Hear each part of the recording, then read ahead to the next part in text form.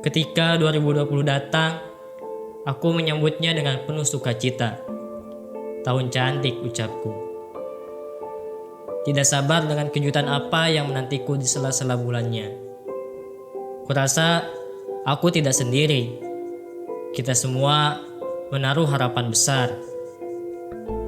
Sampai kita lupa bahwa semakin besar menaruh harapan, semakin sakit ketika harapan kita dihancurkan. Ridwan Kamil kembali mengeluarkan pernyataan terkait penanganan COVID-19 di wilayah Jawa Barat selain memperbarui data pasien dan upaya pengawasan.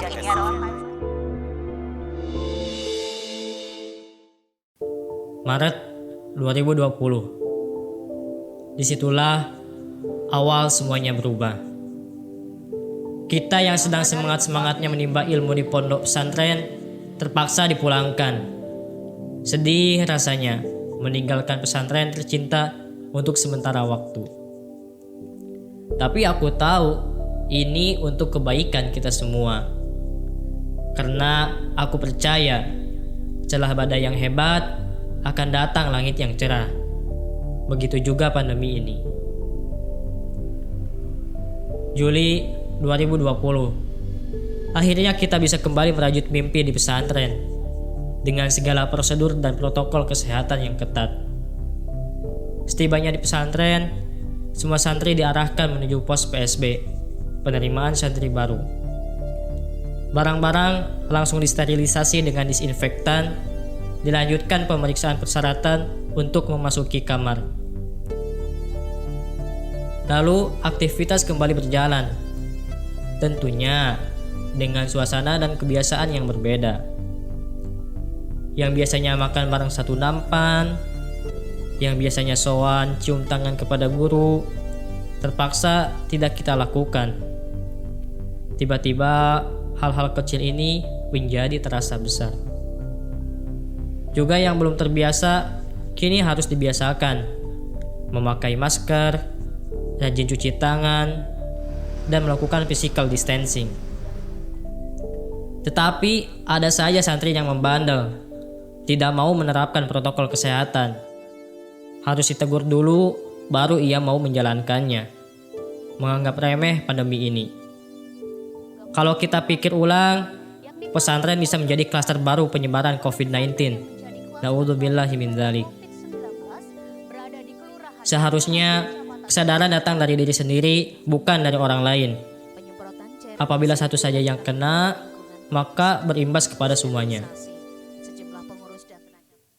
Seharusnya kita sebagai santri menjadi pelindung garda terdepan para kiai, bukannya santri yang merusak dari dalam.